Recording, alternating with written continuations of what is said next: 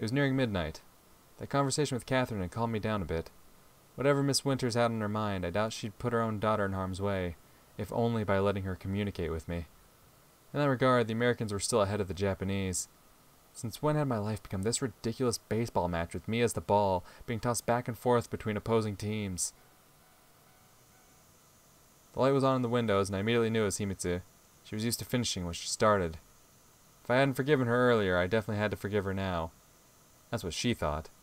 That's what mattered to her. Threadbare forgiveness. I don't know if it's because of my upbringing or something else, but I always thought this behavior was like expecting praise from a shogun. Or in our case, expecting clemency. To some extent, the situation wasn't that hopeless. The death penalty couldn't resurrect a killer's victims, but a relationship can be fixed and trust can be regained. At least, in theory. I wasn't sure I was ready for that. Nika-kun, I'm sorry I'm here. I know you wanted to be alone. On the other hand, while I was deciding how to live from here on, I could take her keys. Although I had nothing to hide at home, except for some dusty corners, an empty fridge, and an open bottle of whiskey in the cupboard. I would be more surprised if you weren't here. Hey! She was about to get annoyed, but quickly caught herself. I told you you wouldn't be able to sleep tonight. So you won't ask me where I was? No, I shouldn't provoke her anymore. Whatever the case, I wasn't going to tell her that I'd met with Catherine, and if Himitsu didn't ask first, there was no need to bring it up. Didn't make dinner? It's not healthy to eat at night. It's not healthy if you're going to sleep, but you just said I won't be. But... It seemed her logic circuits had overloaded. Alright, relax, it was a joke. Took out a new pack of tea, opened it, and put a teapot on the stove. In fact, I'm glad you came. Really? She asked distressfully. Now when you've calmed down a bit, we can talk normally. You have calmed down, haven't you? I asked and looked at Himitsu. She was sitting, fidgeting with a napkin, and seemed to avoid looking at me. What do you want to talk about? About your father. Do I have a more important topic? But, Nika-kun, I don't know anything except what I've already told you. I wasn't going to spy on you. You need to understand that I'm a victim here too. Her excuses were poor, and even, although it was hard to acknowledge even to myself, revolting.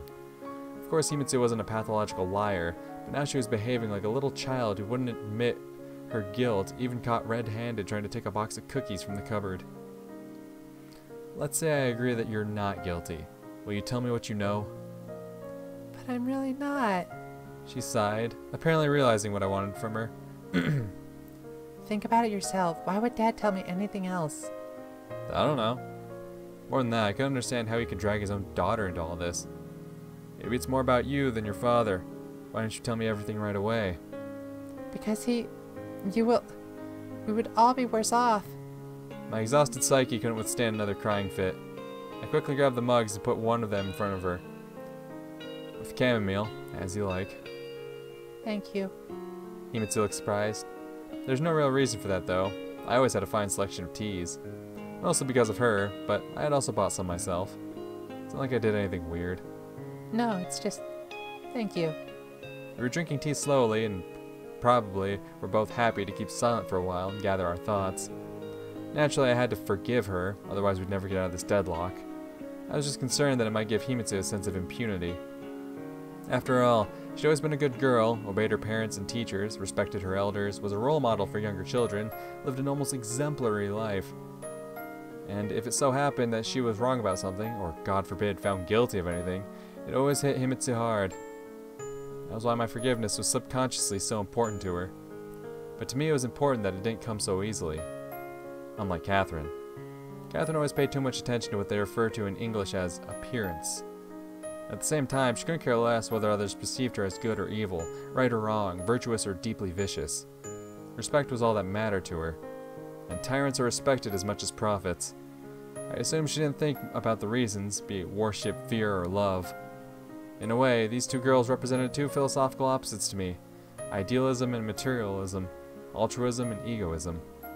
Platonic love and friendship, and carnality, sexual desire, even lust. Earth to Nika-kun. Himitsu said timidly. The tea had time to grow a little colder. I can't forgive you. I went silent for a moment and continued right away in order to avoid a cheap theatrical pause. because I wasn't upset with you in the first place. Really? She raised her huge green eyes at me, and I could see a spark of hope in them. Sure, just put yourself in my shoes. How would you react? Of course I was surprised. But promise that there will be no secrets between us from now on. I promise, Himitsu said solemnly. Well, it's pretty late already. Tell your father that nothing unusual happened at Anakin's place today. I grinned good-naturedly. I definitely will. Himitsu responded, but clearly didn't intend to leave. I'm not planning to sleep. That doesn't mean you have to sit up with me. She hesitated, but in the end stood up. Good night. See you tomorrow. Good night. I saw her to the door. I hoped that Himitsu believed I had forgiven her. To me, however, this was just the beginning. Fortunately, over the last couple of hours, I managed to calm down and come up with a plan. Ooh, what you got, boy? Without unnecessary hesitation, I grabbed the receiver and dialed the number I had memorized. I didn't get a reply right away. After all, it was past midnight. Good evening. Sorry to bother you so late, but I need to know if Agawa-san is at home. Who's Agawa? A sleepy voice grumbled, "You got the wrong number," and I began to wait. The telephone bell pierced the silence of my house only half an hour later. Shino-san ordered a delivery to this address? Sorry, you got the wrong number. Isn't this... He spelled my phone number with one digit off. No, it's... My sincere apologies. Have a good night. I didn't know if petty tricks like this would work on KGB agents or Japanese intelligence, but I soon realized Ichinose would be waiting for me at the same spot on the waterfront. Now I knew how to escape the house without attracting any attention. It was time to go to bed then. This time I felt calmer sneaking through the streets of my district. If Himitsu had done everything right, I had nothing to fear from Japanese intelligence. I hadn't noticed KGB agents following me even once, and I wasn't even sure if they were truly watching me. And as for Kobayashi Corporation, who could guarantee that the corporation and Japanese Secret Service weren't pursuing the same goal? The last train had left long ago, but luckily taxis were available 24 hours a day. I just needed to dial an easily memorized number. The car came pretty fast, and less than an hour later I found myself on the waterfront. I could see the dim light of a cigarette in the darkness, and a familiar slumping silhouette appeared against the silver moonlight. Ichinose-san? I called fearfully, still afraid of having made a mistake. Were you expecting someone else? He came closer and smiled in an excessively friendly manner. Seemed to be in a good mood. Have you been waiting for long? Doesn't matter. I guess not. Did something happen, Nikolai? I hope you understand that getting in contact with me over some trifling matter is risky for you in the first place. If only it was a trifle. I sighed. So what's it about? Ichinose-san, be honest with me. Have you told me the whole truth? I simply don't know the whole truth, he replied, and immediately lit another cigarette. But you weren't hiding anything, right? Perhaps at first I was worried. I definitely was. But now anger took over. I was angry as much at this old man as I was at the people forcing us to be out here now, hiding in the night like criminals. I was angry at the people who took my parents away from me, destroyed my daily life, and turned me into a goddamn schizophrenic. I really want to believe that's not the case. Tell me what's on your mind already. Because... My face flinched involuntarily and tears welled up in my eyes. After all, going through this on my own and sharing my inner turmoil with another person were not one and the same. Hard for me to think that you knew about Japanese intelligence and hid it from me. Japanese intelligence? You didn't look particularly surprised, but took a half step to the side. My best friend's father. The girl I've spent my whole life with. Her father works for Japanese intelligence. More importantly, he's been spying on my family since we arrived in Japan. Nikolai, I had no idea. I really want to believe that you didn't. Of course, it's obvious that Japanese intelligence is well informed about the project and has been monitoring people involved in it, but I had never thought... Nikolai, tell me more. There isn't much to tell. I happened to learn about it by accident.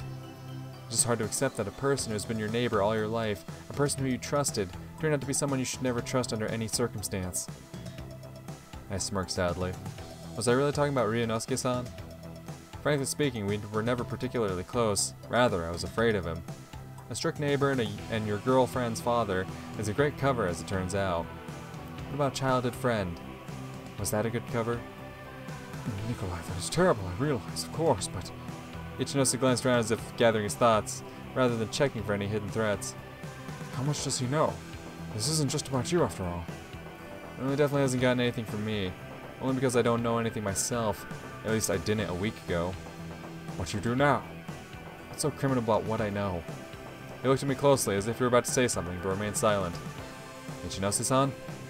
Nikolai, such a betrayal is certainly terrible. But you do know that they have been spying on more or less all the important people in the project, right? And most likely for a long time now. The question is, how closely have they been watching? To be frank, I had no idea your father was of so much interest to all these intelligence agencies. Why? Because we were just regular staff members. But he was Russian. How could a Russian be allowed to work on such a secret project in the first place? Not that I hadn't given that some thought before, but not from the point of view of Japan's national security. He must have some knowledge that our local specialists didn't possess. Like what? Ichinose went silent for a while and seemed to be staring through me, trying to make something out in the gloom of the night. Like the Soviets' understanding of fourth-generation intercontinental ballistic missiles. I didn't know how to respond to that. Nikolai, I'm only telling you this because...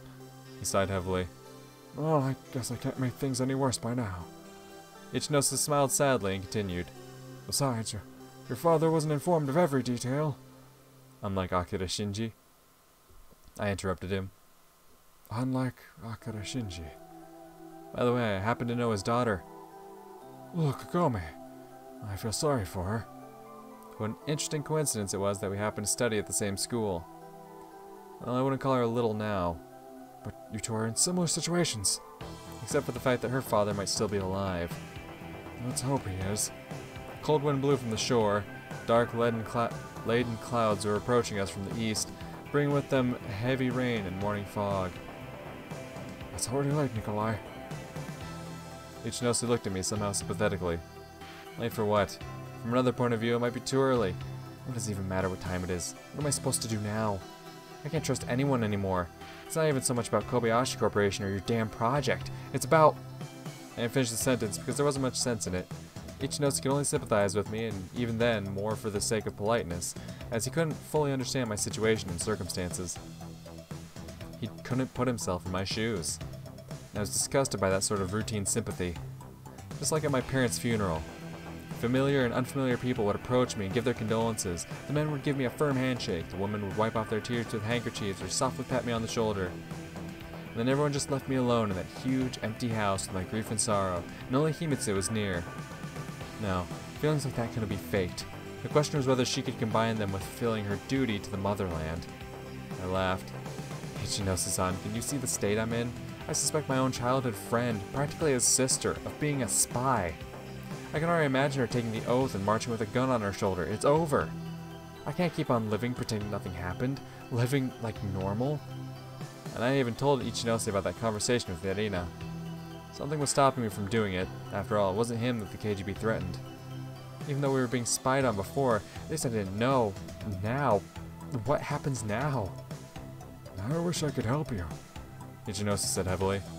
But, in any case, you should worry about yourself first, not about your friend. It's easy to say that. Indeed, during the last 24 hours, Himitsu had been more of a concern to me than my own safety. And if you don't give them a reason, they won't have one. He smiled and took a few steps back. You should return home before sunrise to avoid raising suspicion. You're right, I guess. We bid each other farewell and I walked to the nearest telephone box to call a taxi. I had to wait a while. I wasn't in the center of Tokyo after all, so by the time the car arrived, I was chilled to the bone. The sun began to rise behind the window, but my thoughts about my conversation with Ichinose kept me from falling asleep. Ballistic missiles? Was it that serious? Really, the words just sounded menacing. Missiles, bridges, what did it matter to me? It had been clear for a while that he hadn't been making toys here. I wondered if Himitsu was in danger. After all, everyone knows what they did to useless soldiers in ancient Japan. Yikes.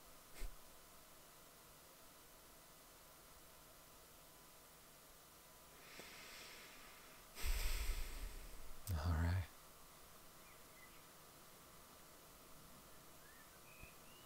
Circadian rhythms and the internal clock are powerful things. No matter how much I love to sleep, unless I was hungover, I'd usually wake up at more or less the same time anyway. Even if I'd gone to bed early in the morning. Of course, I could have buried myself in my bed and kept on sleeping, but Himitsu would soon arrive. Which meant I needed to get up right away. Anyway. On the other hand, I clearly had sleep issues. But where was Himitsu? Oh. I reluctantly got up and walked into the kitchen, but there was no one there. I doubted she'd be playing hide and seek with me. I hope that nothing happened to her. When you fall asleep anxious, you have disturbing dreams and spend the whole night in anticipation of the morning. Just open your eyes and immediately remember all your worries. Still, I really wanted Himitsu nearby.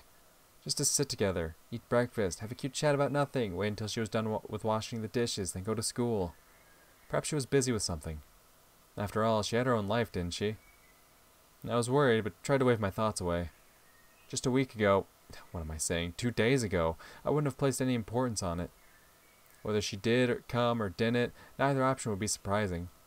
I had no desire to make breakfast and wasn't particularly hungry anyway, so I needed to prepare for school, partly because I'd see Himitsu there today. I would, right? Ooh. Not that I wasn't used to going to school without her, but it felt different from when I knew in advance that Himitsu wouldn't be there or when I didn't want to see her. Hundreds of irrelevant details that I would never notice or otherwise jump to my attention, the piles of rotting leaves here and there, the rubbish outside stores, the decayed water pipes, and the weird stench coming out of an alley. When Himitsu was around, I was usually occupied by a conversation with her. When I was alone, my own thoughts took over. But now I was overtaken by an oppressive anxiety, a condition where your perception is painfully sharp, all senses working at 110%. I walked into the classroom right before the bell, but that didn't stop Kyosuke from bombarding me with questions. Well, hello there. How was your weekend? Worse than yours, I'm sure. Wanna bet? I, for one, don't live across from Himitsu-chan. Speaking of Himitsu, she dropped by. I tried to sound as disinterested as I could to avoid any extra questions from him. No, I haven't seen her today. Why? No, nothing. Didn't you see her over the weekend? I did. Saw her yesterday. So why? He wouldn't let up. You want to know everything, don't you? My pudgy friend clearly wanted to ask something else, but the bell saved me from further interrogation.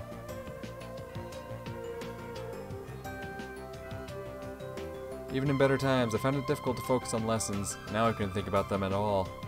Catherine came to school, but didn't give any indication that our relationship had changed, that we were friends now. No doubt those were all empty words, a non-aggression pact in the absence of a peace treaty. I was inclined to diplomacy and pointless formalities by nature, so this whole thing of trying to play polite with Katya made me feel doubly disgusted. On the other hand, it was easier that way. During the break, I unthinkingly headed for Himitsu's class. Nobody was surprised to see me, and I approached Saya straight away. After all, we talked almost normally after karaoke. Hi, is Himitsu... She went out somewhere. Well, at least she was alive. Wait, did I really think that something had happened to her?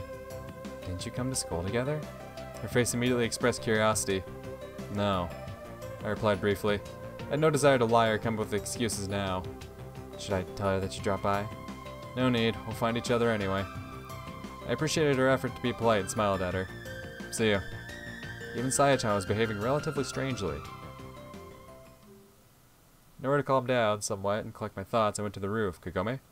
That was the only place in the school where I could have some time alone. Kagome. The only thing that I didn't consider was that the roof had already been booked by Kagome. It's always booked by Kagome, sir. She's an antisocial rooftop dweller. My favorite. She was standing at the rail looking out into the distance. I indicated my presence, coming closer. She reluctantly looked askew in my direction, then returned to observing a weekday afternoon in Tokyo. Her indifference even hurt me a bit. Not going to interrogate me? Why bother? Good, because I have nothing to tell you. I paused, waiting for a reaction, but Kagome kept on ignoring me. Nothing at all. You'd think that Uemura would leave right away, but she kept standing there as if she hadn't even noticed my presence. It had become considerably colder over the last week, and here on the roof, a cold, bone-chilling wind was blowing. It was the first time this year that I felt winter coming. Not the romance of the golden autumn with its red and yellow days, but November's cold dampness that would strip bark off trees and freeze the earth to the roots. The jackets of our school uniform were warm enough, but I had to think about taking my winter clothes out of the wardrobe. My house was incomparably bigger than the old apartment we had back in the Soviet Union, so I had enough space for storing things. Japanese people probably don't even know what entresol are, a necessary part of the Soviet dwelling. Anything could be stored in them, from books to toys, from winter clothes to car parts, from grandfather's typewriter to the Zinger sewing machine that used to belong, I think, to my grandmother. Besides, they clearly didn't obey the laws of physics and hid more stuff behind their squeaky doors than their actual sizes allowed for. So long. Kagome said eventually, and I was left alone. All the best to you, too. The door to the roof slammed again. Had she forgotten something? However, when I turned around, I saw Himitsu. Nika-kun, Sai-chan told me you were looking for me? She looked normal. Is what I would have said if this wasn't Himitsu.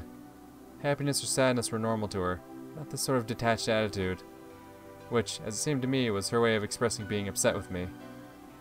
And I specifically asked her not to tell you about that. Why? Because, you know, she and I don't have the best relationship. Are you upset with something?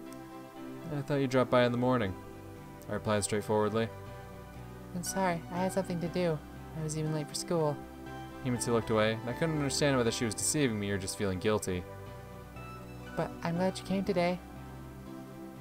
What else could I do? After yesterday's... No, I mean... She panicked. I already told you I'm not upset with you. But it doesn't feel like you meant it. Because if I were you, I'd be upset. Himitsu came closer and stood next to me. I saw that senpai when I was walking here. She looked unhappy. What did you talk about? Kagome Iwamura? So she's Kagome to you already. Himitsu smirked playfully. Are you jealous? You bet. Well, she's the last person you should be jealous of. You see, Iwamura doesn't really like the company of other people, so she left as soon as she saw me. That was actually true. You two have something in common then. Is that a hint? Not at all. Now everything seemed normal. We were talking, joking. Himitsu was laughing. I could feel some sort of awkwardness and tension between us. Yeah, you think? I was sure she could feel it too. And by the way, sorry I haven't had the time to make a bento today. No worries, although I haven't even had breakfast. Hey, Nika-kun, are you doing this on purpose? Doing what? Acting like a child. No. Fine, I'll drop by the cafeteria with Kyosuke. He definitely won't mind. That's the spirit. Alright, let's go. Bell's about to ring. Alright. We walked down the stairs and I was about to go back to the classroom. Nika-kun, I'm going to be busy after school. Oh, are you? Himitsu said as if apologizing. Got it then. See you tonight? See you tonight. She smiled, bidding me farewell. Curious. I was sitting in the classroom thinking about Himitsu. About the way she was behaving after I learned the truth about her father. About the way she should have been behaving, in my opinion. Except that I wasn't even sure what I wanted. There was one thing I knew. I was fed up with both her excuses and pleas for forgiveness. If I were to really think about it, what was she guilty of? Of her father asking her to keep an eye on me? Of the fact that out of the goodness of her heart and naivety, she had been telling him everything about her life, including us, me? Of not going and telling me as soon as she received that request? It was probably the latter, the only thing that she was responsible for directly. Children shouldn't pay for their parents' sins. I know that as well as anyone. Classes finished pretty quickly, or at least it felt like they did. Even faster than usual, as I wasn't constantly glancing at the clock, counting the minutes, being occupied with my thoughts. However, there was still a lot of time left before evening.